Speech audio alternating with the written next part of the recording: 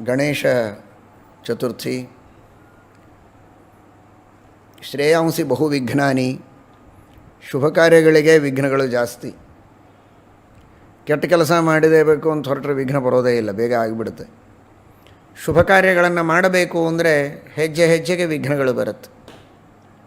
ಆ ತರಹದ ವಿಘ್ನಗಳನ್ನೆಲ್ಲ ಪರಿಹಾರ ಮಾಡುವುದಕ್ಕೆ ನಮ್ಮಪ್ಪ ಪರಮಾತ್ಮ ಗಣನಾಯಕನನ್ನು, ವಿಘ್ನೇಶನನ್ನು ಈ ಕಾರ್ಯಕ್ಕಾಗಿಯೇ ಕೂಡಿಸಿದ್ದಾನೆ. ಭಕ್ತರು ಸಜ್ಜನರು ಮಾಡುವ ಸತ್ಕಾರ್ಯಗಳಿಗೆ ಬರುವ ವಿಘ್ನಗಳನ್ನು ಪರಿಹಾರ ಮಾಡಿ ಅವರಿಂದ ಸಾಧನೆಯನ್ನು ಮಾಡಿಸು. ನಿನ್ನ ಆರಾಧನೆಯನ್ನು ಯಾರು ಮಾಡುತ್ತಾರೆ, ನಿನ್ನ ಪೂಜೆ, ನಿನ್ನಲ್ಲಿ ಅಂತರ್ಯಾಮಿಯಾದಂತಹ ಭಾರತೀರಮಣ ಮುಖ್ಯಪ್ರಾಣ ಅಂತರ್ಗತ ವಿಶ್ವಂಭರ ನಾಮಕನಾದ ಪರಮಾತ್ಮ, ವಿಶ್ವಂಭರ ನಾಮಕ ಪರಮಾತ್ಮನಿಗೆ 19 ಮುಖಗಳು. ಜಾಗ್ರದವಸ್ಥೆಗೆ ಪ್ರೇರಕನಾದಂತಹ ಸ್ವಾಮಿ. ನಾವೆಲ್ಲ ಜಾಗ್ರದವಸ್ಥೆಯಲ್ಲಿ ಮಾಡುವ ಸಕಲ ಕಾರ್ಯಗಳನ್ನು ಮಾಡಿಸುವಂತಹ ಸ್ವಾಮಿ. ಒಬ್ಬರೇ ಇಬ್ಬರೇ ಅನಂತ ಅನಂತ ಜೀವರಾಶಿಗಳು, ಬ್ರಹ್ಮದೇವರನ್ನು ಆರಂಭ ಮಾಡಿಕೊಂಡು ಎಲ್ಲ ಚೇತನರಲ್ಲಿಯೂ ಜಾಗ್ರದವಸ್ಥೆಯನ್ನು ಪ್ರೇರಣೆ ಮಾಡತಕ್ಕಂತಹ ವಿಶ್ವನಾಮಕನಾದ ಪರಮಾತ್ಮ. ಮಧ್ಯದಲ್ಲಿ ಗಜಮುಖ, ಈಚೆಗೆ ಆಚೆಗೆ 9 ಪುರುಷ ಮುಖಗಳು. ಅಂತಹ 19 ಮುಖಗಳಿಂದ ಕೂಡಿದಂತಹ ಆ ವಿಶ್ವಂಭರ ನಾಮಕ ಪರಮಾತ್ಮ, ಅವನ ಆ ಮಧ್ಯದಲ್ಲಿರುವ ಗಜ ರೂಪವನ್ನು ಧ್ಯಾನ ಮಾಡಿದ್ದಕ್ಕಾಗಿಯೇ ಧ್ಯಾನಾದೈದ್ ಗಜವಕ್ತ್ರತಾಂ ಅಂತಹ ಗಜಮುಖವನ್ನು ಪಡೆದವನು ಗಣೇಶ. ಆ ವಿಶ್ವನಾಮಕ ಪರಮಾತ್ಮನ ಉಪಾಸನೆಯನ್ನು ಮಾಡಿದ್ದಕ್ಕೆ. ಅಂತಹ ವಿಶ್ವಂಭರ ನಾಮಕ ಪರಮಾತ್ಮನ ಉಪಾಸನೆಯಿಂದ ಗಜಮುಖವನ್ನು ಪಡೆದಂತಹ ಸಕಲ ಸಜ್ಜನರ ವಿಘ್ನಗಳನ್ನು ಪರಿಹಾರ ಮಾಡುವಂತಹ, ಸಕಲ ಸಜ್ಜನರ ವಿಘ್ನಗಳನ್ನು ಪರಿಹಾರ ಮಾಡುವ ಈ ಪವಿತ್ರ ಕಾರ್ಯವನ್ನು ಮಾಡಿ ಪರಮಾತ್ಮನ ಅತ್ಯಂತ ಪ್ರೀತಿಯನ್ನು ಸಂಪಾದನೆ ಮಾಡಿ ದೇವರ ಪುತ್ರನಾಗಿ ಚಾರುದೇಷ್ಣನಾಗಿ ಅವತಾರ ಮಾಡಿದಂತಹ ಮಹಾನುಭಾವ ಗಣಪತಿ. ಮಹಾಭಾರತಕ್ಕೆ ಲೇಖಕನಾಗಿ ವೇದವ್ಯಾಸ ದೇವರಿಗೆ ಅತ್ಯಂತ ಪ್ರಿಯನಾದಂತಹ ವ್ಯಕ್ತಿ ಗಣಪತಿ. ಇವತ್ತೇನು ಮಹಾಭಾರತದ ಅಲ್ಪ ಸ್ವಲ್ಪ ಅಧ್ಯಯನವನ್ನು ಮಾಡಿ ಯಥಾಶಕ್ತಿ ಜ್ಞಾನವನ್ನು ನಾವೇನಾದರೂ ಪಡಿತಾ ಇದ್ದೇವೆ ಅಂದರೆ ಆ ಗ್ರಂಥ ನಮ್ಮ ತನಕ ಬಂದು ಮುಟ್ಟಿದ್ದು ಗಣಪತಿ ಅಂದು ಲೇಖನ ಮಾಡಿದ್ದಕ್ಕೆ. ವೇದವ್ಯಾಸ ದೇವರ ವಿಶೇಷ ಅನುಗ್ರಹದಿಂದ ಆ ಮಹಾಭಾರತವನ್ನು ಲೇಖನ ಮಾಡಿದಂಥವರು ಗಣಪತಿ. ವಾಸಿಷ್ಠ ಕೃಷ್ಣನ ಪ್ರಿಯ ಲೇಖಕ, ಯಾದವ ಕೃಷ್ಣನ ಪ್ರಿಯ ಪುತ್ರ ಗಣಪತಿ. ಮೂಲ ರೂಪದಲ್ಲಿ ರುದ್ರದೇವರ ಪಾರ್ವತಿ ಪರಮೇಶ್ವರರ ಪುತ್ರನಾಗಿ ಅವತಾರ ಮಾಡಿದಂತಹ ಮಹಾನುಭಾವ ಗಣಪತಿ. ಆಕಾಶ ತತ್ವಕ್ಕೆ ಅಭಿಮಾನಿ ದೇವತೆ, ಭೂತಾಕಾಶಕ್ಕೆ ಅಭಿಮಾನಿ ದೇವತೆ. ಎಂತಹ ದೊಡ್ಡದಾದ ತತ್ವ. ಅಂತಹ ಭೂತಾಕಾಶ ತತ್ವ, ಪಂಚಮಹಾಭೂತಗಳಿಲ್ಲದೆ ಯಾವ ವಸ್ತುವಿನ ನಿರ್ಮಾಣವೂ ಆಗುವುದಿಲ್ಲ. ಆ ಪಂಚಮಹಾಭೂತಗಳಲ್ಲಿ ಹಿರಿದಾದ ತತ್ವ ಭೂತಾಕಾಶ. ಭೂತಾಕಾಶಕ್ಕೆ ಅಭಿಮಾನಿಯಾಗಿದ್ದ ಗಣಪತಿಯ ಅವಶ್ಯಕತೆ ಎಲ್ಲ ಪದಾರ್ಥಗಳ ನಿರ್ಮಾಣದಲ್ಲಿದೆ. ಪಾಂಚಭೌತಿಕವಾದ ಎಲ್ಲ ವಸ್ತುಗಳ ನಿರ್ಮಾಣದಲ್ಲಿಯೂ ಆ ಗಣಪತಿಯ ಒಂದು ವಿಶೇಷವಾದ ಉಪಕಾರ ಇದೆ ಅಂತನ್ನುವುದನ್ನು ಭಾವಿಸಿ, ನಡೆಯುವಾಗ ಕಲ್ಲು, ಕಬ್ಬಿಣ, ಗಿಡ ಅಡ್ಡಿಯಾಗ್ತವೆ, ಪಾರ್ಥಿವ ವಸ್ತುಗಳು. ನೀರು ಅಡ್ಡಿಯಾದೀತು, ಜೋರಾಗಿ ಬೀಸುವ ಗಾಳಿ, ಬೆಂಕಿ ನಮಗೆ ಅಡ್ಡಿಯಾದೀತು. ಆಕಾಶ ಎಂದೂ ಯಾರಿಗೆ ಅಡ್ಡಿ ಆತಂಕ ಮಾಡುವುದಲ್ಲ. ಇದು ಗಣಪತಿ ವಿಘ್ನಗಳ ಪರಿಹಾರಕ. ಅಡ್ಡಿ ಆತಂಕಗಳನ್ನು ಮಾಡುವವನಲ್ಲ, ಪರಿಹರಿಸುವವ ಅನ್ನುವುದಕ್ಕೆ ಸಂಕೇತ ಇದು. ಅಂತಹ ಗಣಪತಿಯ ವಿಶೇಷವಾದ ಉಪಾಸನೆಯನ್ನು ನಾವು ಮಾಡಬೇಕು. ಗಣಪತಿ ಶ್ರೀಕೃಷ್ಣ ಪರಮಾತ್ಮನ ಸೇವೆಗೆ, ಅವನ ಉಪಾಸನೆಗೆ, ಸಚ್ಚಾಸ್ತ್ರಗಳ ಅಧ್ಯಯನಕ್ಕೆ, ಭಗವಂತನ ಅನುಸಂಧಾನಕ್ಕೆ, ಭಕ್ತಿಯನ್ನು ಮಾಡುವುದಕ್ಕೆ, ವಿರಕ್ತಿಯನ್ನು ಜೀವನದಲ್ಲಿ ಅಳವಡಿಸಿಕೊಳ್ಳುವುದಕ್ಕೆ ಬರುವ ವಿಘ್ನಗಳನ್ನೆಲ್ಲ ಪರಿಹಾರ ಮಾಡಿ ನಮ್ಮನ್ನು ಕಾಪಾಡಲಿ ಎಂಬುದಾಗಿ ಆ ಗಣಪತಿಯ ಚರಣಾರವಿಂದಗಳಲ್ಲಿ, ಗಣಪತಿ ಅಂತರ್ಗತ ಭಾರತೀರಮಣ ಮುಖ್ಯಪ್ರಾಣ ಅಂತರ್ಗತ ವಿಶ್ವಂಭರನಲ್ಲಿ ಪ್ರಾರ್ಥನೆಯನ್ನು ಮಾಡೋಣ. ಈ ದಿನ ಚಂದ್ರನನ್ನು ನೋಡಬಾರದು ಅಂತ ಗಣಪತಿ ಚಂದ್ರನಿಗೆ ಶಾಪವನ್ನು ಕೊಟ್ಟಿದ್ದಾನೆ. ಯಾರು ನಿನಗೆ ರೂಪದ ಸೌಂದರ್ಯದ ಮದ ಇದೆ, ಅದರಿಂದ ನನ್ನನ್ನು ತಿರಸ್ಕಾರ ಮಾಡಿದ್ದರಿಂದ, ನನ್ನನ್ನು ನೋಡಿ ಅಪಹಾಸ ಮಾಡಿದ್ದರಿಂದ ಯಾರು ನಿನ್ನನ್ನು ನೋಡ್ತಾರೋ ಅವರಿಗೆ ಅಪವಾದಗಳು ಬರಲಿ ಅಂತ. ಆಮೇಲೆ ಪುನಃ ಒಟ್ಟು ನೋಡಿದರೆ ಅಪವಾದ ಬರುವುದಲ್ಲ, ಉಳಿದ ದಿನ ನೋಡಿದರೆ ಅಡ್ಡಿ ಇಲ್ಲ. ಈ ಚೌತಿಯ ದಿನ ಆ ಚಂದ್ರನನ್ನು ನೋಡಬಾರದು. ತಪ್ಪಿ ನೋಡಿದರೂ ಸಿಂಹಪ್ರಸೇನಮವಧಿ ಸಿಂಹೋ ಜಾಂಬವತ ಹತಃ ಸುಕುಮಾರಕ ಮಾರೋದೀಹಿ ತವಹ್ಯೇಷಸ್ಯ ಮಂತಕಃ ಅಂತ ಈ ಶ್ರೀಕೃಷ್ಣ ಪರಮಾತ್ಮನ ದಿವ್ಯವಾದ ಮಹಿಮೆಯನ್ನು, ಅವನ ಚರಿತ್ರೆಯನ್ನು ತಿಳಿಸುವ ಈ ಶ್ಲೋಕವನ್ನು ಪಠನ ಮಾಡಿದರೆ ಆ ಅಪವಾದದ ಪರಿಹಾರವಾಗಲಿ ಅಂತನ್ನುವ ರೀತಿಯಲ್ಲಿ ವಿಶಾಪವನ್ನು ಕೂಡ ಕೊಟ್ಟಿದ್ದಾನೆ ಅಂತ ನಾವು ತಿಳಿತೇವೆ. ಗಣಪತಿ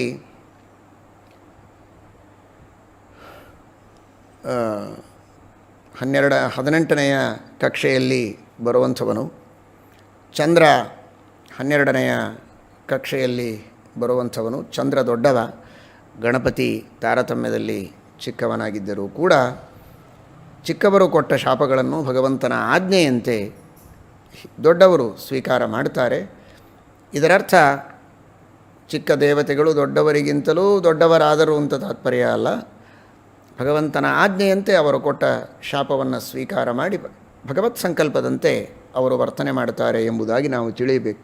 ಗರುಡದೇವರು ಸೌಭರಿ ಋಷಿಗಳ ಶಾಪವನ್ನು ಸ್ವೀಕಾರ ಮಾಡಿದರು. ಹಾಗೆ ಗಣಪತಿಯ ಶಾಪವನ್ನು ಚಂದ್ರ ಸ್ವೀಕಾರ ಮಾಡಿದ್ದಾನೆ ಎಂಬುದಾಗಿ ನಾವಿಲ್ಲಿ ತಿಳಿಯಬೇಕು. ಸ್ಯಮಂತಕೋಪಾಖ್ಯಾನವನ್ನು ಶ್ರವಣ ಮಾಡಬೇಕು ಅಂತ ತಿಳಿಸಿದ್ದಾರೆ. ಶ್ರೀಮದ್ ಭಾಗವತದ ದಶಮಸ್ಕಂಧದ ಉತ್ತರಾರ್ಧದಲ್ಲಿ 60ನೆಯ ಅಧ್ಯಾಯದಲ್ಲಿ ಶುಕಾಚಾರ್ಯರು ತಿಳಿಸ್ತಾರೆ. ಸತ್ರಾಜಿತ್ತನಯಾಂ ತನ್ವೀಂ ಕೃಷ್ಣಾಯ ಕೃತ ಕಿಲ್ಬಿಷಃ ಸ್ಯಮಂತಕೇನ ಮಣಿನಾ ಸ್ವಯಂ ಉದ್ಯಮ್ಯ ದತ್ತವಾನ್.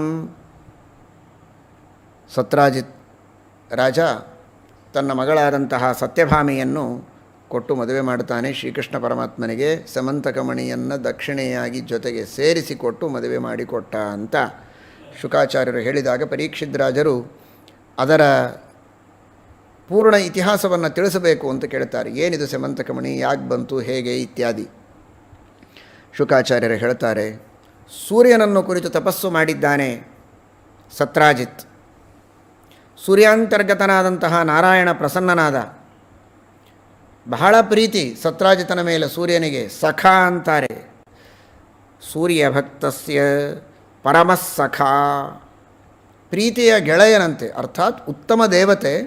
ಆದರೆ ವಿಶೇಷವಾಗಿ ಇವನ ಮೇಲೆ ಅನುಗ್ರಹ ಬುದ್ಧಿ ಅನ್ನೋದಕ್ಕೋಸ್ಕರ ಅವನ ತಪಸ್ಸಿಗೆ ಪ್ರಸನ್ನನಾಗಿ ಪ್ರೀತಿಯಿಂದ ಸ್ಯಮಂತಕ ಮಣಿಯನ್ನು ಕೊಟ್ಟಿದ್ದಾನೆ. ಆ ಸ್ಯಮಂತಕ ಮಣಿಯನ್ನು ಧಾರಣೆ ಮಾಡಿಕೊಂಡು ಇವನು ಕೆಳಗೆ ಬರ್ತಾ ಇದ್ದರೆ ಸೂರ್ಯನೇ ಬಂದನೋ ಅನ್ನುವ ರೀತಿಯಲ್ಲಿ ಎಲ್ಲರಿಗೂ ಅನಿಸಿದೆ. ಕೃಷ್ಣನಿಗೆ ಬಂದು ಸುದ್ದಿ ಹೇಳಿದ್ದಾರೆ. ಕೃಷ್ಣ, ಏನಪ್ಪ ನಿನ್ನ ಮಹಿಮೆ, ನಿನ್ನ ದರ್ಶನಕ್ಕೆ ಸೂರ್ಯನೇ ಕೆಳಗಿಳಿದು ಬರ್ತಾ ಇದ್ದಾನಲ್ಲ ಅಂತ. ಕೃಷ್ಣ ಮಂದಹಾಸ ಮಾಡಿದ್ದಾನೆ. ಸೂರ್ಯನಲ್ಲಪ್ಪ ಬರ್ತಾ ಇರೋದು, ಸರ್ವಜ್ಞ ಶಿಖಾಮಣಿಯಾದ ಕೃಷ್ಣ ಹೇಳಿದ, ಸ್ಯಮಂತಕ ಮಣಿಯನ್ನು ಹಾಕಿಕೊಂಡು ಸತ್ರಾಜಿತ್ ಬರ್ತಾ ಇದ್ದಾನೆ, ಸೂರ್ಯ ಅಲ್ಲ ಅವನು, ಆ ಮಣಿಯ ಪ್ರಕಾಶ ಅಷ್ಟಿದೆ ಎಂಬುದಾಗಿ ಹೇಳ್ತಾನೆ. ಆಗ ಅವನು ಬಂದು ತನ್ನ ಮನೆಯಲ್ಲಿ ತಾನು ಶ್ರೇಷ್ಠರಾದಂತಹ ಬ್ರಾಹ್ಮಣರನ್ನು ಕರೆಸಿ ಚೆನ್ನಾಗಿ ಆ ಪೂಜೆಯನ್ನು ಮಾಡಿಸಿ ಪವಿತ್ರವಾದ ಸ್ಥಾನದಲ್ಲಿ ಆ ಮಣಿಯನ್ನು ಇಟ್ಟಿದ್ದಾನಂತೆ. ಪ್ರವಿಶ್ಯ ದೇವಸದನೇ ಮಣಿಂ ವಿಪ್ರೈರ್ ನವೇಶಯತ್. ಏನೋ ತಂದು ಎಲ್ಲಿಯೋ ಲಾಕರಲ್ಲಿ ಒಗೀಲಿಲ್ಲ, ಬ್ರಾಹ್ಮಣರಿಂದ ಅದಕ್ಕೆ ಪೂಜೆ ಮಾಡಿಸಿ ಸೂರ್ಯಾಂತರ್ಗತನಾದ ನಾರಾಯಣ ಕೊಟ್ಟಂಥದ್ದು ಪರಮ ಪವಿತ್ರವಾದಂತಹ ಮಣಿ, ದಿವ್ಯವಾದ ಮಣಿ, ಅದಕ್ಕೆ ಯೋಗ್ಯವಾದ ಸತ್ಕಾರ ಆಗಬೇಕು ಅಂತ ಅಂತರ್ಯಾಮಿಯಾದ ಭಗವಂತನ ಪೂಜೆಯನ್ನು ಮಾಡಿ ಅದನ್ನು ದೇವರ ಮನೆಯಲ್ಲಿ ಇಟ್ಟಿದ್ದಾನೆ. ಅದು ದಿನಕ್ಕೆ 8 ಭಾರ ಬಂಗಾರವನ್ನು ಕೊಡ್ತಾ ಇತ್ತು. ಒಂದು ಭಾರ ಅಂದರೆ 25 ತೊಲೆ ಅಥವಾ 20 ತೊಲೆಗಳು ಅಂತ ಸತ್ಯಧರ್ಮತೀರ್ಥರು ವ್ಯಾಖ್ಯಾನ ಮಾಡ್ತಾರೆ. 25 ತುಲಾತ್ಮಕ ಏಕೋ ಭಾರ ಅಥವಾ ಭಾರಸ್ಯಾದ್ 20 ತುಲಾ ಎಂಬ ಪ್ರಮಾಣಕ್ಕೆ ಅನುಗುಣವಾಗಿ 20 ತೊಲೆ. 20 ಅಂತಿಟ್ಕೊಂಡ್ರೆ 160 ತೊಲೆ ನಿತ್ಯದಲ್ಲಿ ಅಥವಾ 200 ತೊಲೆ ನಿತ್ಯದಲ್ಲಿ ಕೊಡಬೇಕದು. ಪೂಜೆ ಮಾಡಿದಂತಹ ವ್ಯಕ್ತಿಗಳಿಗೆ 200 ತೊಲೆ ಬಂಗಾರ ನಿತ್ಯದಲ್ಲಿ ಬರಬೇಕು. ಆ ಸ್ಯಮಂತಕ ಮಣಿಯನ್ನು ಪೂಜೆ ಮಾಡಿದರು. ಸರಿಯಾಗಿ ಅರ್ಥ ಮಾಡಿಕೊಳ್ಳಿ. ಸೂರ್ಯಾಂತರ್ಗತ ನಾರಾಯಣನ ಪ್ರಸಾದದಿಂದ ಸತ್ರಾಜಿತ ಪಡೆದಂತಹ ಮಣಿ. ಇದರರ್ಥ ಭಗವದ್ಭಕ್ತರು, ದ್ವಿಜರು, ಉಪನಯನ ಮಾಡಿಕೊಂಡ ದ್ವಿಜರು ಶ್ರದ್ಧೆಯಿಂದ ಭಕ್ತಿಯಿಂದ ಗಾಯತ್ರಿ ಮಂತ್ರವನ್ನು ಜಪ ಮಾಡಿ ಸೂರ್ಯಾಂತರ್ಗತ ನಾರಾಯಣನ ಅನುಗ್ರಹವನ್ನು ಪಡೆದರೆ ಅವನ ಪ್ರಸಾದವನ್ನು ಪಡೆದರೆ ಪಾರಲೌಕಿಕವಾದಂತಹ ಪುರುಷಾರ್ಥಗಳು ಸಿಗುವುದರ ಜೊತೆಗೆ ಐಹಿಕವಾದ ಯಾವ ಸಂಪತ್ತು ಸಮೃದ್ಧಿಗಳಿಗೂ ಕೊರತೆಯಾಗುವುದಿಲ್ಲ. ಯಾವುದೇ ವಿಧವಾದಂತಹ ರೋಗ ರುಜಿನಗಳು ಅನಿಷ್ಟಗಳು ಬರೋದಿಲ್ಲ. ಭಕ್ತಿ ಶ್ರದ್ಧೆಗಳಿಂದ ಚೆನ್ನಾಗಿ ಉಪಾಸನೆ ಮಾಡಿದರೆ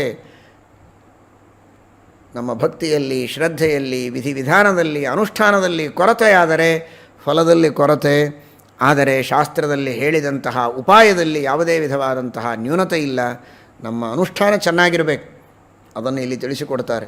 ಹೀಗಾಗಿ ದುರ್ಭಿಕ್ಷ ಮಾರಿ ಅರಿಷ್ಟಾನಿ ಸರ್ವೇಪಿ ವ್ಯಾಧಯ ಅಶುಭಾ ನ ಸಂತಿ ಮಾಯಿನಸ್ತತ್ರ ಯದ್ರಾಷ್ಟ್ರೆ ಅಭ್ಯರ್ಚಿತೋ ಮಣಿಹಿ. ದುರ್ಭಿಕ್ಷೆ ಇಲ್ಲ, ಇಂತಹ ಮಹಾಮಾರಿ ಮೊದಲಾದ ರೋಗಗಳಿಲ್ಲ, ಯಾವ ಚಿಕ್ಕ ಪುಟ್ಟ ರೋಗಗಳೂ ಇಲ್ಲ. ಕಪಟ, ಮಾಯ, ಮೋಸ, ವಂಚನೆ ಮಾಡಿ ಇನ್ನೊಬ್ಬರಿಗೆ ಪೀಡೆ ಕೊಡೋದಕ್ಕೆ ಆಗೋದಿಲ್ಲ ಜನರಿಗೆ. ಅಂಥ ಒಂದು ಶಕ್ತಿ, ಸಾಮರ್ಥ್ಯ ಈ ಮಣಿ ಚೆನ್ನಾಗಿ ಪೂಜೆಯನ್ನು ಪಡೀತಾ ಇದ್ದರೆ ಆ ರಾಷ್ಟ್ರದಲ್ಲಿ ಹೀಗೆ ಎಲ್ಲ ಕಡೆಗೆ ಸುಭಿಕ್ಷೆ, ಸೌಭಾಗ್ಯ ಇರುತ್ತೆ ಅಂತ ಶುಕಾಚಾರ್ಯರು ಹೇಳ್ತಾರೆ. ಈ ರೀತಿ ಇದ್ದಾಗ ಒಂದು ಸಲ ಸಹಜವಾಗಿ ಕೃಷ್ಣ ಪರಮಾತ್ಮ ಈ ಮಣಿಯನ್ನು ನನಗೆ ಕೊಡ್ತೇನಪ್ಪ ಅಂತಂದ ಸತ್ರಾಜಿತನಿಗೆ. ಎಲ್ಲವೂ ಅವನದೇ. ನೋಡಿ, ಕೊಟ್ಟದ್ದೇ ಸೂರ್ಯಾಂತರ್ಗತ ನಾರಾಯಣ, ಈ ಕೃಷ್ಣನೇ. ಇದು ಪರಮಾತ್ಮನೇ ಕೊಟ್ಟದ್ದು ಆ ಸಮಂತಕ ಮಣಿಯನ್ನು. ದೇವರು ಕೊಟ್ಟದ್ದನ್ನು ದೇವರಿಗೆ ಕೊಡೋದಕ್ಕೆ ಇಲ್ಲ ಅಂತ ಹೇಳ್ತಾ ಇದ್ದಾನೆ. ಈ ಕಥೆಗಳನ್ನೆಲ್ಲ ಚೆನ್ನಾಗಿ ತಿಳಿಯಿರಿ ಸಾಂಕೇತಿಕವಾಗಿ. ದೇವರ ಸ್ವತ್ತನ್ನು ದೇವರಿಗೆ ಅರ್ಪಣೆ ಮಾಡುವುದಕ್ಕೆ ನಾವು ಹಿಂದೇಟ ಹಾಕಿದರೆ ದೇವರು ನಮಗೆ ಕೊಡುವ ಏಟು ಎಷ್ಟು ದೊಡ್ಡದಾಗಿರುತ್ತೆ ಅಂತ ನೋಡಿಕೊಳ್ಳಿ ಅಂತ ತೋರಿಸುತ್ತೆ ಈ ಕಥೆ. ಅವನಿಗೆ ಗೊತ್ತಿದೆ, ಮತ್ತು ಅವನು ಸಜ್ಜನ, ದುಷ್ಟ ಅಲ್ಲ ಸತ್ರಾಜಿತ. ಯಾಂಚ ಭಂಗಂ ಅತರ್ಕಯತ್. ಕೃಷ್ಣ ಕೇಳಿದಾಗ ನಾನು ಕೊಡಲಿಲ್ಲಲ್ಲ, ಇದು ದೊಡ್ಡ ತಪ್ಪು ಮಾಡ್ತಾ ಇದ್ದೇನೆ ನಾನು, ಇದು ಯಾಂಚಾ ಭಂಗ. ಅವನ ಯಾಚನೆಗೆ ವಿರುದ್ಧವಾಗಿ ನಾನು ನಡೆದದ್ದರಿಂದ ನನಗೇನೋ ಅನಿಷ್ಟ ಆಗತ್ತೆ ಅಂತ ಗೊತ್ತಾಗ್ತಾ ಇದೆ, ಆದರೂ ಕೈ ಎತ್ತಿ ಕೊಡೋದಕ್ಕೆ ಮನಸ್ಸಾಗ್ತಾ ಇಲ್ಲ. ಹಾಗೇ ಇಟ್ಕೊಂಡಿದ್ದಾನೆ ಲೋಭದಿಂದ. ಇವನ ತಮ್ಮ ಒಂದು ದಿನ ಅದನ್ನು ಕೊರಳಲ್ಲಿ ಹಾಕಿಕೊಂಡು ಹೊರಟಿದ್ದಾನೆ. ಪ್ರಸೇನ ಕುದುರೆಯ ಮೇಲೆ ಕುಳಿತು ಹೊರಟಿದ್ದಾನೆ. ಒಂದು ಸಿಂಹ ಬಂದಿದೆ. ಆ ಪ್ರಸೇನನನ್ನು ಸಂಹಾರ ಮಾಡಿ, ಅದೇನೋ ಹೊಳಪಿನ ಮಣಿ, ಸಿಂಹಕ್ಕೇನು ಗೊತ್ತು, ಅದನ್ನು ತೆಗೆದುಕೊಂಡು ಹೋಗಿದೆ. ಆ ಸಿಂಹವನ್ನು ಜಾಂಬವಂತ ಕೊಂದಿದ್ದಾನೆ. ಮಣಿಯನ್ನು ತೆಗೆದುಕೊಂಡು ತನ್ನ ಬೆಲದಲ್ಲಿ ಪ್ರವೇಶ ಮಾಡಿದ. ತ್ರೇತಾಯುಗದ ಜಾಂಬವಂತ, ಕೃತಯುಗದ ಜಾಂಬವಂತ. ತ್ರಿವಿಕ್ರಮಾವತಾರದಲ್ಲೇನೆ ತ್ರಿವಿಕ್ರಮ ರೂಪಿಯಾದಂತಹ ಪರಮಾತ್ಮ ತನ್ನ ಒಂದು ಪಾದದಿಂದ ಕೆಳಗಿನ ಲೋಕಗಳನ್ನು, ಎರಡನೆಯ ಪಾದದಿಂದ ಮೇಲನೆಯ ಎಲ್ಲ ಲೋಕಗಳನ್ನು ವ್ಯಾಪಿಸಿ ಮೂರನೆಯ ಪಾದವನ್ನು ಬಲಿಚಕ್ರವರ್ತಿಯ ತಲೆಯ ಮೇಲಿಟ್ಟು ಇಡೀ ಜಗತ್ತಿನಲ್ಲಿ ವ್ಯಾಪ್ತನಾಗಿ ನಿಂತಾಗ ಅವನ ಕೀರ್ತಿಯ ವಾರ್ತೆಯನ್ನು ಜಗತ್ತಿನಲ್ಲೆಲ್ಲ ಹರಡಿ ಆ ಭಗವಂತನ ಗುಣಗಾನವನ್ನು ಮಾಡಿ ದೊಡ್ಡ ಸೇವೆಯನ್ನು ಮಾಡಬೇಕು ಅಂತ ಹಾರಾಡಿದ ವ್ಯಕ್ತಿ ಈ ಜಾಂಬವಂತ. ರಾಮಾಯಣ ಕಾಲದಲ್ಲಿ ಸೇವೆಯನ್ನು ಮಾಡಿದ ವ್ಯಕ್ತಿ ಶ್ರೀರಾಮಚಂದ್ರನಿಗೆ ಈಗಲೂ ಇದ್ದಾನೆ. ಇಂಥ ಜಾಂಬವಂತನಿಗೆ ಶಕ್ತಿ ಎಷ್ಟು ನೋಡಿ. ಇಷ್ಟು ಮುದುಕ ಅಂತ ನಿಮಗೆ ಅನ್ನಿಸ್ತದೆ, ಆದರೆ ಹೆಸರು ವಯಸ್ಸು ಬಹಳ ಆಗಿದೆ ಅಂತ ಅಷ್ಟೇ ಹೊರತು ಶಕ್ತಿ ಕಡಿಮೆ ಇರಲಿಲ್ಲ. ಪುಟ್ಟ ಮಗು ಇತ್ತು ಅಂದ ಅವನಿಗೆ. ಆ ಮಗುವನ್ನು ಆಟ ಆಡಿಸುವುದಕ್ಕೋಸ್ಕರ ಇದನ್ನು ಕಟ್ಟಿದ್ದಾನೆ, ಸಮಂತಕ ಮಣಿ. ಅದಾದರೆ ಇದು ಫಳಿಚ್ ಅಂತ ಈ ಮಣಿ ಬೆಳಕನ್ನು ನೋಡಿ ಅದನ್ನು ಅಳುವಾಗ ಸಮಾಧಾನ ಮಾಡೋದಕ್ಕೆ. ಈ ರೀತಿ ಆ ಜಾಂಬವಂತ ಮಾಡಿದ್ದಾನೆ. ಇಲ್ಲಿ ಒಂದು ಪ್ರಶ್ನೆಯನ್ನು ಸತ್ಯಧರ್ಮತೀರ್ಥ ಶ್ರೀಪಾದಂಗಳವರು ಮಾಡಿಕೊಂಡು ಉತ್ತರ ಕೊಡ್ತಾರೆ. ಈ ಸ್ಯಮಂತಕಮಣಿ ರಾಷ್ಟ್ರದಲ್ಲಿ ಪೂಜೆಯನ್ನು ಪಡೀತಾ ಇದ್ರೇ ದುರ್ಭಿಕ್ಷೆ ಇಲ್ಲ, ಮಹಾಮಾರಿ ಇಲ್ಲ ಅಂತ ಹೇಳ್ತಾ ಇರೋವಾಗ ಅದನ್ನು ಕೊರಳಲ್ಲಿ ಹಾಕಿಕೊಂಡಂತಹ ಈ ಪ್ರಸೇನನನ್ನು ಕೊಲ್ಲೋದಕ್ಕೆ ಹೇಗೆ ಸಾಧ್ಯವಾಯಿತು ಸಿಂಹಕ್ಕೆ ಅಂತ. ಅದಕ್ಕೆ ಹೇಳ್ತಾರೆ, ಹರಿದ್ರೋಹಾಭಾವೇ ತಥೈವ. ಹರಿದ್ರೋಹವೆಂಬ ಮಹಾ ಅಪರಾಧ ಇಲ್ಲದಿದ್ದರೆ ಆ ಎಲ್ಲ ಫಲವನ್ನು ಆ ಸ್ಯಮಂತಕಮಣಿ ಕೊಡುತ್ತೆ. ಯಾವ ಶ್ರೀಹರಿಯ ಪ್ರಸಾದದಿಂದ ಸ್ಯಮಂತಕಮಣಿಯನ್ನು ಇವನು ಪಡೆದುಕೊಂಡಿದ್ದಾನೆ, ಅಂತಹ ಭಗವಂತನ ದ್ರೋಹವನ್ನೇ ಇವನು ಮಾಡಿದಾಗ, ಪರಮಾತ್ಮನೇ ಯಾಚನೆ ಮಾಡಿದಾಗ ಕೊಡದೇ ಇದ್ದರೆ, ಆ ತರಹದ ಹರಿದ್ರೋಹವನ್ನು ಮಾಡಿದ್ದರಿಂದ ಶಕ್ತಿ ಇದ್ದರೂ ಆ ಮಣಿ ಇವನನ್ನು ರಕ್ಷಣೆ ಮಾಡಿಲ್ಲ. ಯಾಕೆಂದರೆ ಇವನು ತಪ್ಪು ಮಾಡಿದ್ದಾನೆ, ಅಪರಾಧ ಮಾಡಿದ್ದಾನೆ. ಸತ್ರಾಜಿತ ಅಪರಾಧ ಮಾಡಿದ್ದರಿಂದ ಆ ಅಪರಾಧ ಮಾಡಿದವನ ತಮ್ಮನಿಗೂ ಅದರ ಲೇಪವಾಗಿದೆ. ಅದನ್ನು ತೆಗೆದುಕೊಂಡು ಹೊರಟದ್ದರಿಂದ ಆ ಮಣಿ ತನ್ನ ಕೆಲಸ ಮಾಡಿಲ್ಲ ಅಂತ ಒಂದು ಕಾರಣವನ್ನು ಸತ್ಯಧರ್ಮತೀರ್ಥ ಶ್ರೀಪಾದಂಗಳವರು ಪ್ರಧಾನ ಕಾರಣವನ್ನು ಕೊಡ್ತಾರೆ. ಜೊತೆಗೆ ವ್ರತಾರ್ಕ ಎಂಬಂತಹ ಗ್ರಂಥದ ಉದಾಹರಣೆಯನ್ನು ಮಾಡ್ತಾ ಆ ವ್ರತಾರ್ಕದಲ್ಲಿ ಹೇಳ್ತಾರೆ, ಶುದ್ಧ ಮಡಿಯಿಂದ ಶೌಚಾಚಾರಗಳನ್ನು ಇಟ್ಟುಕೊಂಡು ಈ ಮಣಿಯನ್ನು ಧಾರಣೆ ಮಾಡಿದರೆ ಈ ಮಣಿ ನಿನಗೆ ಫಲ ಕೊಡುತ್ತೆ ಅಂತ ಸೂರ್ಯ ಹೇಳಿದ್ದ. ಹುಷಾರ್, ನೀನೇನಾದರೂ ಮೈಲಿಗೆಯಿಂದ ಅದನ್ನು ಧಾರಣೆ ಮಾಡಿದರೆ ಅದು ವಿಪರೀತ ಅನರ್ಥ ಫಲ ಕೊಡುತ್ತೆ ಅಂತ. ಶುಚಿಷ್ಮತ ಸದಾ ಧಾರ್ಯಂ ರತ್ನಮೇತನ್ಮಹೋತ್ತಮಂ ಸತ್ರಾಜಿತ್ತತ್ಕ್ಷಣೇನೈತದ್ ಅಶುಚಿಂ ಹಂತಿ ಮಾನವಂ ಅಶ್ವಾರೂಢೋ ಅಶುಚಿಶ್ಚಾಸೌ ಹತಃ ಸಿಂಹೇನ ತತ್ಕ್ಷಣಾತ್ ಅಂತ ಸತ್ಯಧರ್ಮತೀರ್ಥರು ವ್ರತಾರ್ಕ ಎಂಬ ಗ್ರಂಥದ ಪ್ರಮಾಣವನ್ನು ಉದಾಹರಣೆ ಮಾಡಿ ಹೇಳ್ತಾರೆ. ಇವನು ಮೈಲಿಗೆಯಿಂದ ಕುದುರೆ ಮೇಲೆ ಕೂತು ಧಾರಣೆ ಮಾಡಿಕೊಂಡು ಹೋಗಿದ್ದ. ಶುದ್ಧವಾದ ಮಡಿಯಲ್ಲಿ ಅದನ್ನು ಧಾರಣೆ ಮಾಡಬೇಕಾಗಿತ್ತು, ಅದಕ್ಕಾಗಿ ಆ ಸಿಂಹ ಅವನನ್ನು ಕೊಂದಿದೆ ಅಂತ ಪ್ರಮಾಣ ವಚನದಲ್ಲಿ ಉಂಟು. ಆದ್ದರಿಂದ ಮಣಿಯ ಸಾಮರ್ಥ್ಯ ಕಡಿಮೆಯಾಗಿಲ್ಲ, ಮಣಿಯನ್ನು ಉಪಯೋಗಿಸುವ ರೀತಿ ಸರಿ ಇರಲಿಲ್ಲ, ತಪ್ಪಿತ್ತು. ಸರಿ, ಶ್ರೀಕೃಷ್ಣ ಪರಮಾತ್ಮ ಈ ರೀತಿ ಇದನ್ನು ಒಳಗೆ ಹೋದ ಮೇಲೆ ಈ ಕಡೆಗೆ ಅಲ್ಲಲ್ಲಿ ಪ್ರಚಾರ ಶುರುವಾಯಿತು. ಒಬ್ಬರ ಮುಂದೆ ಹೇಳಿದೆ ಅಷ್ಟೇ ಸತ್ರಾಜಿತ ಗಾಬರಿಯಾಗಿ, ಶ್ರೀಕೃಷ್ಣನೇ ತೊಗೊಂಡಿರಬಹುದು, ಇದನ್ನೆಲ್ಲ ಮಾಡಿರಬಹುದು ಅಂತ. ಆದರೆ ಧೈರ್ಯ ಇಲ್ಲ, ಕೃಷ್ಣ ಪರಮಾತ್ಮನ ಎದುರಿಗೆ ಈ ಮಾತನ್ನು ಆಡುವ ಧೈರ್ಯ ಇಲ್ಲ. ಆದರೆ ಅದು ಕರ್ಣೋಪಕರಣವಾಗಿ ಎಲ್ಲ ಕಡೆಗೆ ಸುದ್ದಿ ಹರಡಿದೆ. ಶ್ರೀಕೃಷ್ಣ ಪರಮಾತ್ಮ ಸರ್ವಸಮರ್ಥ, ಅವನಿಗೇನು ಯಾರೇನು ಅಂದ್ರೇನು ಆಡಿದರೇನು, ಆದರೂ ಕೂಡ ಅಪವಾದವನ್ನು ಇಟ್ಟುಕೊಳ್ಳಬಾರದು ಅನ್ನೋದಕ್ಕೆ ಎಲ್ಲ ಯಾದವರನ್ನು ಜೊತೆಗೆ ಕರೆದುಕೊಂಡು ಬಂದ. ಆ ಜಾಂಬವಂತ ಇರುವಂತಹ ತೋರಿಸ್ತಾನೆ, ಪ್ರಸೇನೆಯಲ್ಲಿ ಬಿದ್ದಿದ್ದಾನೆ ನೋಡಿ, ಮುಂದೆ ಸಿಂಹದ ಹೆಜ್ಜೆಯ ಗುರುತುಗಳಿವೆ, ಬನ್ನಿ ನನ್ನ ಜೊತೆಗೆ ಅಂತ ಕರ್ಕೊಂಡು ಹೋದ. ಅಲ್ಲಿ ಸಿಂಹ ಸತ್ತು ಬಿದ್ದಿದೆ, ಇಲ್ಲಿ ನೋಡಿ ಸಿಂಹ ಬಿದ್ದಿದೆ, ಇದರ ಮುಂದೆ ಕರಡಿಯ ಹೆಜ್ಜೆಗಳಿವೆ ಅಂತ ಆ ಕರಡಿಯ ಹೆಜ್ಜೆಗಳಿಗೆ ಉಂಟು ಕರ್ಕೊಂಡು ಹೋಗ್ತಾನೆ. ಅಲ್ಲಿ ಒಂದು ಗುಹೆ, ಆ ಗುಹೆ ಒಳಗೆ ಭಯಂಕರವಾದ ಅಂಧಕಾರ, ಯಾರಿಗೂ ಅಲ್ಲಿ ಒಳಗೆ ಹೋಗೋ ಧೈರ್ಯ ಆಗಲಿಲ್ಲ. ಶ್ರೀಕೃಷ್ಣ ಪರಮಾತ್ಮ ತಾನು ಮಾತ್ರ, ಅಂದರೆ ಅದು ಡಿಪ್ ಅಂತಾರಲ್ಲ ಆ ತರಹ, ಅವು ಸಮಂತಕ ಮಣಿಯಲ್ಲಿ ಅಂಥ ಸಾಮರ್ಥ್ಯ ಇತ್ತು ಕಾಣಿಸ್ತದೆ. ಯಾಕೆಂದರೆ ಕೂಸು ಮಲ್ಕೊಂಡಿತ್ತು, ಈಗ ಮಲ್ಕೊಂಡಾಗ ಅದು ಭಯಂಕರ ಪ್ರಕಾಶವನ್ನು ಕೊಟ್ಟರೆ ನಿದ್ದೆ ಹತ್ತಬೇಕಲ್ಲ, ಅದಕ್ಕೆ ಅದಕ್ಕೆ ಪ್ರಾರ್ಥನೆ ಮಾಡಿಕೊಂಡ್ರೆ ಅದು ತನ್ನ ಪ್ರಕಾಶವನ್ನು ಕಡಿಮೆ ಮಾಡ್ತಿತ್ತೋ ಏನೋ ಗೊತ್ತಿಲ್ಲ ಅನ್ನೋದಕ್ಕೋಸ್ಕರ ಅಲ್ಲಿ ಕತ್ತಲೆಯಾಗಿತ್ತು. ಮಣಿ ಇತ್ತು ಅಂತೀರಿ, ಕತ್ತಲೆ ಹೇಗಾಯಿತು ಅಂತ ಕೇಳುವುದು ಬೇಡ. ಆ ಮಣಿ ಬೇಕು ಅಂದರೆ ಪ್ರಕಾಶ ಕೊಡುತ್ತೆ, ಇಲ್ಲ ಅಂದರೆ ಪ್ರಕಾಶ ಕೊಡೋದಿಲ್ಲ. ಆ ತರಹ ಅದರೊಳಗೊಂದು. ಮತ್ತು ಇವನು ಚಿಕ್ಕ ಗೆಳೆಯ, ಯಾರು? ಸತ್ರಾಜಿತನ ಗೆಳೆಯ ಸೂರ್ಯ ಅಂದ್ರಲ್ಲ, ಸೂರ್ಯ ಬಹಳ ದೊಡ್ಡ ದೇವತೆ, ಇವನೊಬ್ಬ ಸಾಮಾನ್ಯ ವ್ಯಕ್ತಿ. ಇವನಿಗೆ ಸೂರ್ಯ ಬಹಳ ದೊಡ್ಡವ, ಅನುಗ್ರಹ ಮಾಡ್ತಾ ಇದ್ದ ಚಿಕ್ಕ ಮಿತ್ರ ಇವನು, ಪ್ರೀತಿಯ ಮಿತ್ರ. ಸಣ್ಣವರ ಮೇಲೂ ಕೆಲವೊಮ್ಮೆ ದೊಡ್ಡವರು ಪ್ರೀತಿ ಮಾಡ್ತಾರಲ್ಲ ಆ ತರಹ ಅಷ್ಟೇ. ಆದರೆ ಜಾಂಬವಂತ ಯಮಧರ್ಮನ ಅವತಾರ. ಯಮಧರ್ಮನ ಅವತಾರ ಅಂತಂದರೆ ಇವನು ಸಮಾನ ಕಕ್ಷೆಯಲ್ಲಿ ಬರತಕ್ಕಂಥವನು. ಸೂರ್ಯ, ಚಂದ್ರ, ಯಮಧರ್ಮ, ಶತರೂಪ ಇವರೆಲ್ಲ ಒಂದೇ ಕಕ್ಷೆಯಲ್ಲಿ 12ನೇ ಕಕ್ಷೆಯಲ್ಲಿಯೇ ಬರುವಂತಹ ದೇವತೆಗಳು. ಹೀಗಾಗಿ ಆ ಸೂರ್ಯ ಕೊಟ್ಟಂತಹ ಮಣಿ ಇದೆಯಲ್ಲ, ಆ ಮಣಿಯನ್ನು ಹೇಗೆ ಬೇಕಾ ಹಾಗೆ ಚೆನ್ನಾಗಿ ಕಂಟ್ರೋಲ್ ಮಾಡಿ, ಬೇಕಾದಾಗ ಜಾಸ್ತಿ ಪ್ರಕಾಶ, ಬೇಡಾದಾಗ ಕಡಿಮೆ ಮಾಡಿ ಅದನ್ನು ಕಂಟ್ರೋಲ್ ಮಾಡುವ ಶಕ್ತಿ ಜಾಂಬವಂತನಲ್ಲಿತ್ತು ಅಂತ ಅನಿಸುತ್ತೆ. ಅನ್ನೋದಕ್ಕೋಸ್ಕರ ಜಾಸ್ತಿ ಪ್ರಕಾಶ ಕೊಡದೇ ಇದ್ದ ಹಾಗೆ ಅಂಧಕಾರ ಇದೆ ಒಳಗಡೆಗೆ ಗುಹೆಯಲ್ಲಿ. ಕೃಷ್ಣ ಪರಮಾತ್ಮ ಹೇಳಿದ, ನಾನು ಸ್ವಯಂ ಸ್ವಪ್ರಕಾಶ, ನಾನು ಹೋಗ್ತೇನೆ, ನೀವಿಲ್ಲೇ ಇರಿ ಅಂತ. ಒಳಗಡೆಗೆ ಹೋಗಿದ್ದಾನೆ. ಒಳಗಡೆಗೆ ಹೋದಾಗ ಅಲ್ಲಿ ಅವಳು ಧಾತ್ರಿ, ಆ ಕೂಸನ್ನು ಆಡಿಸಿಕೊಳ್ಳುವುದಕ್ಕೆ ಇರುವಂಥವಳು, ಗಲಾಟೆ ಮಾಡಬೇಡಿ, ಒಳಗಡೆಗೆ ಜಾಂಬವಂತ ವಿಶ್ರಾಂತಿಯಲ್ಲಿದ್ದಾನೆ, ಅವನು ಎದ್ದ ಮೇಲೆ ನೀವು ಮಾತಾಡಿ ಸ್ವಲ್ಪ ಸುಮ್ಮನೆ ಇರಿ ಅಂತ ಹೇಳಿದ್ದಾರೆ. ಮತ್ತೊಂದು ಕಡೆಗೆ ಬರುತ್ತೆ, ಜಾಂಬವತಿನೇ ಅಲ್ಲಿದ್ಲು. ಶ್ರೀಕೃಷ್ಣ ಪರಮಾತ್ಮನ ದಿವ್ಯವಾದ ರೂಪವನ್ನು ನೋಡಿ ಅವಳು ಮೋಹಿತಳಾಗಿದ್ದಾಳೆ, ಕಾಮಪರವಶಳಾಗಿದ್ದಾಳೆ. ಅನಾದಿ ಕಾಲದಿಂದ ಪತ್ನಿಯರವರು, ಷಣ್ಮಹಿಷಿಯರು. ಆ ಷಣ್ಮಹಿಷಿಯರೆಲ್ಲ ಪರಮಾತ್ಮನಿಗೆ ಅನಾದಿ ಕಾಲದಿಂದ ಪತ್ನಿಯರು. ಹೀಗಾಗಿ ಸ್ವಾಭಾವಿಕವಾದಂತಹ ಕಾಮಯುತವಾದ ಭಕ್ತಿ ಅವಳಿಗೆ ಶ್ರೀಕೃಷ್ಣ ಪರಮಾತ್ಮನನ್ನು ನೋಡಿ ಬಹಳ ಭಕ್ತ್ಯುದ್ರೇಕ, ಇವನನ್ನೇ ಮದುವೆ ಮಾಡಿಕೊಳ್ಳಬೇಕು ಎಂಬಂತಹ ಅಪೇಕ್ಷೆಯೂ ಆಗಿದೆ. ಮದನಜ್ವರ ದಾಹಾರ್ಥ ದೃಷ್ಟ್ವಾ ತಂ ಕಮಲೇಕ್ಷಣಂ ಉವಾಚ ಲಲಿತಾ ಬಾಲ ಗಮ್ಯತಾಂ ಗಮ್ಯತಾಮಿತಿ. ಈ ರೀತಿ ಬೇರೆ ಕಡೆಗೆ ಪ್ರಮಾಣಗಳಲ್ಲಿ ವ್ರತಾರ್ಕ ಗ್ರಂಥದಲ್ಲಿ ಹೇಳಿದ್ದಾರೆ. ಭಾಗವತದಲ್ಲಿ ನೋಡಿದರೆ ಧಾತ್ರಿ, ಆ ಮಗುವನ್ನು ಸಾಕುವವಳು, ಅವಳು ಉಪಮಾತ, ಅವಳು ಹೇಳಿದ್ದಾಳೆ ಅಂತ ಬರುತ್ತೆ. ಯಾರು ಮಾತಾಡಿದ್ದು ನಿಜವಾಗಿ ಅಂತ. ಸತ್ಯಧರ್ಮರು ಯಾಕಷ್ಟು ತಲೆ ಕೆಡಿಸ್ಕೊಳ್ತೀರಿ ಅಂದರು, ಇಬ್ಬರು ಮಾತಾಡಿದರು ಅಂತಾರೆ.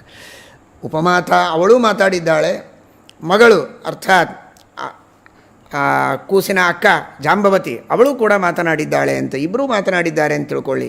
ಕೃಷ್ಣನನ್ನು ಇಬ್ಬರೂ ತಡೆದಿದ್ದಾರೆ, ಗಲಾಟೆ ಮಾಡಬೇಡ ಅಂತ. ಕೃಷ್ಣನಿಗೆ ಗಲಾಟೆ ಮಾಡಬೇಡ ಅಂತೀಯ, ಮಾಡೇ ಮಾಡ್ತೇನೆ ಅಂತ ಜೋರಾಗಿ ಪಾಂಚಜನ್ಯ ಶಂಖವನ್ನು ಊದಿ ಧ್ವನಿಯನ್ನು ಮಾಡಿದ್ದಾನೆ. ಮಲಗಿದಂತಹ ಜಾಂಬವಂತನನ್ನು ಎಬ್ಬಿಸಿದ್ದಾನೆ. ಜಾಂಬವಂತನನ್ನು ಉದ್ಧಾರ ಮಾಡಬೇಕಾಗಿದೆ ಶ್ರೀಕೃಷ್ಣ ಪರಮಾತ್ಮನಿಗೆ, ಅದಕ್ಕೋಸ್ಕರ ಬಂದಿದ್ದಾನೆ. ಉಳಿದದ್ದೆಲ್ಲ ನಿಮಿತ್ತ. ಪರಮ ಭಗವದ್ಭಕ್ತ ಅವನು. ರಾಮಾವತಾರದಲ್ಲಿ, ವಾಮನಾವತಾರದಲ್ಲಿ ಅಪಾರವಾದ ಸೇವೆಯನ್ನು ಮಾಡಿದಂತಹ ಮಹಾನುಭಾವ. ಅವನ ಮೇಲೆ ಅನುಗ್ರಹ ಮಾಡುವುದಕ್ಕಾಗಿ ಶ್ರೀಕೃಷ್ಣ ಪರಮಾತ್ಮ ಶಂಖಧ್ವನಿಯನ್ನು ಮಾಡಿದ್ದಾನೆ. ಜಾಂಬವಂತ ಎಚ್ಚರ ಆಗಿದೆ, ಯುದ್ಧ ಪ್ರಾರಂಭ ಆಗಿದೆ. ಘೋರವಾದಂತಹ ಯುದ್ಧ, ಆಯುಧಗಳಿಂದ ಕಲ್ಲುಗಳನ್ನು ಎಸೆದಿದ್ದಾರೆ, ಗಿಡಗಳನ್ನು, ನಾನಾ ರೀತಿಯ ಯುದ್ಧಗಳು. ಇದೆಲ್ಲ ವಿಚಾರ ಮಾಡೋದೇ ಬಹಳ ಕಷ್ಟ. ಅಂದರೆ ಆ ಗುಹಾ ಎಷ್ಟು ದೊಡ್ಡದಿತ್ತು ಅಂತ ಇವತ್ತಿಗೂ ಆ ಗುಹೆ ನೋಡಲಿಕ್ಕೆ ಸಿಗತ್ತೆ. ದೇವರ ಅನುಗ್ರಹದಿಂದ ನಾವು ಆ ಗುಹೆಯೊಳಗೆ ಓಡಾಡಿಕೊಂಡು ಬಂದಿದ್ದೇವೆ. ಗುಜರಾತಿನಲ್ಲಿದೆ ಗುಹಾ.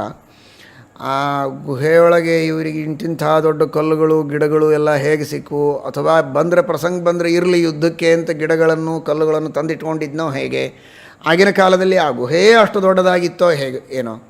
ದೊಡ್ಡ ದೊಡ್ಡ ಕಲ್ಲುಗಳಿಂದ, ಗಿಡಗಳಿಂದ, ಆಯುಧಗಳಿಂದ ಯುದ್ಧವನ್ನು ಮಾಡಿದ್ದಾರೆ. ಕೊನೆಗೆ ಬಾಹುಯುದ್ಧ ಆಗಿದೆ. 28 ದಿನ ನಿರಂತರವಾದಂತಹ ಯುದ್ಧ ಆಗಿದೆ. ಕೃಷ್ಣನಿಗೆ ಒಂದು ಕ್ಷಣವೂ ಬೇಕಾಗಿಲ್ಲ, ಇಚ್ಛಾ ಮಾತ್ರದಿಂದ ಅವನನ್ನು ಸೋಲಿಸಬಹುದಾಗಿತ್ತು.